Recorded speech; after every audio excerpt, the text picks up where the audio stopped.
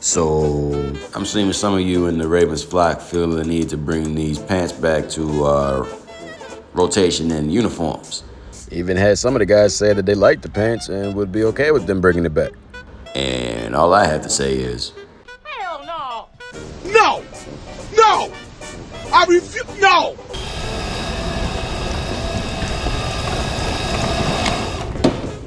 How about no? there. Hope I got my point across.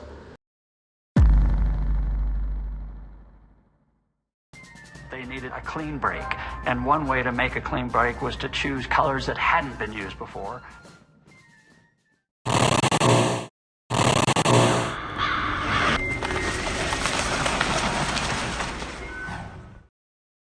Now, to fully get into the Baltimore Ravens uniform, we must first start at the beginning, and how the Ravens became, well, the Ravens.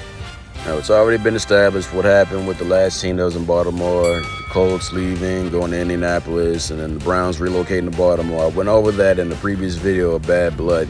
I'll leave a link in the description. But before the Ravens even came into existence in 96, in 1993, the NFL was looking to expand at that time and bring in new teams. And the Baltimore location was actually considered a favorite to land a new team. And Charm City wasn't messing around. They had a name picked out and everything, the Baltimore Bombers, a tribute to the Martin B. Marauder bombing airplane, which was in service in World War II and actually was partly built in Baltimore. Yeah, nobody was being quiet about it at all. They really wanted football back in Baltimore.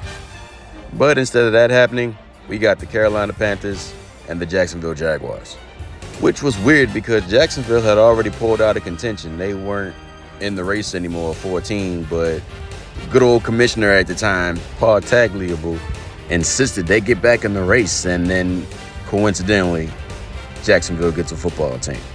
Now, he and a few other people that were involved in this situation weren't man enough to say it, so I'll say it for them. They didn't want football back in Baltimore. They didn't want it at all.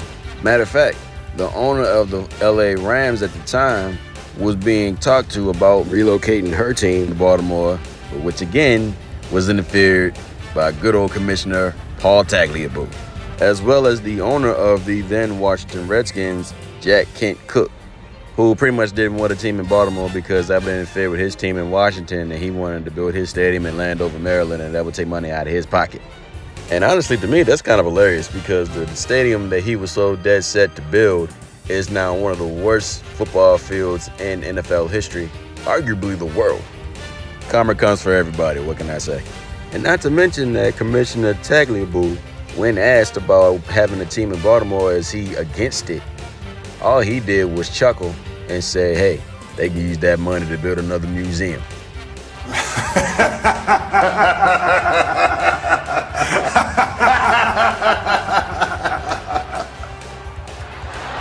But as fate would have it, 2 years later, Art Modell decided that he was going to relocate his franchise to Baltimore. Yeah, they didn't like that. And in doing so, Art Modell became the most hated man in the NFL at the time, which really all it did was make him fit in Baltimore even better. Like, it truly was us against the world. Because as time got closer for the team to be relocated to Baltimore, old Tags made sure he helped Cleveland keep their name, their colors, all that stuff. I mean, I'm not complaining one bit. The Baltimore Browns don't really roll off the tongue, you know what I'm saying? And the Ursays were tripping about how much money they wanted for their name to come back to Baltimore, so you really had to start from scratch. So Art Modell and his staff decided to put it in the hands of us, the Baltimore fans. And they decided to hold a poll, and 3 names that made it to the finals. The Baltimore Americans, which I to this day, I don't understand how that got to the final selection. No. The other name would have been the Baltimore Marauders, which honestly would have been kind of cool. You know, that's a good name, goes back to what they were originally trying to do with the Bombers name, you know, homage to the Marauders that, you know, with that plane that was built in Baltimore.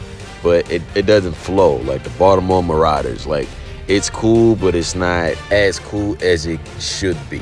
Now, those 2 names actually did have some people vote for it, saying that they would like that to be the new name. But the one name that won by a landslide, the Baltimore Ravens. Yeah. We the Ravens.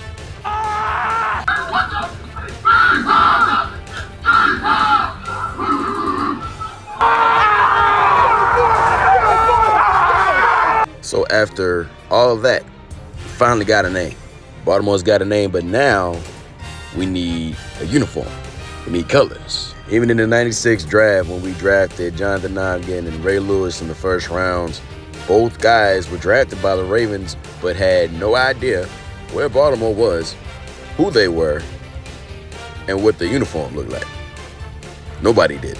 Now, the name the Raven came from an actual Baltimore legend, Edgar Allan Poe. And with a combination of what the Raven looks like and that poem that he wrote, we were able to figure out the colors that the Ravens would fly for the city of Baltimore.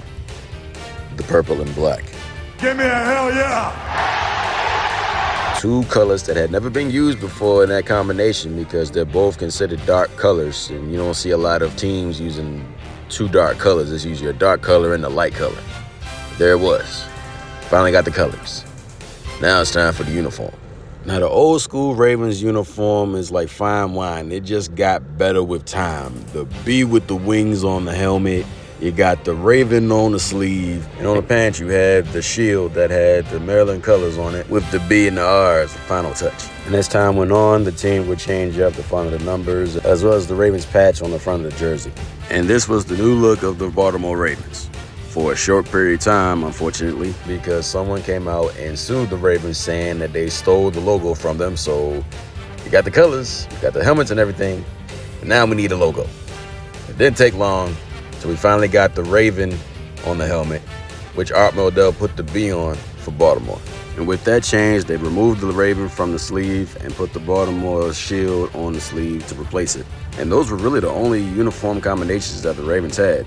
Until 2004, when they finally broke out the all-black uniform, which to this day, everyone just goes crazy about. I mean, come on, it's a team from Baltimore that calls itself the Ravens. The Ravens are black, so now they're all black. This stuff writes itself. And that's pretty much been the look ever since then.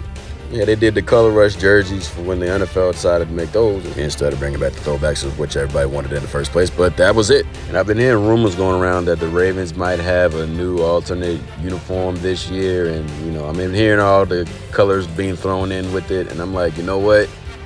If it's done right, it just makes me nervous, because it's either going to be done right like Houston did it, or it's going to be done wrong like other teams have done it.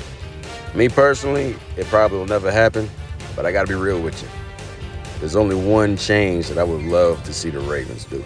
This has been one of the best ran organizations in the NFL for a long, long time. And to everybody, including our old commish and all those people that were trying to keep football out of Baltimore, thank you for watching this video. By all means, like, share, and leave a comment. And if you want to see more content, go ahead and push the subscribe and notification button for videos already up and for the ones to come.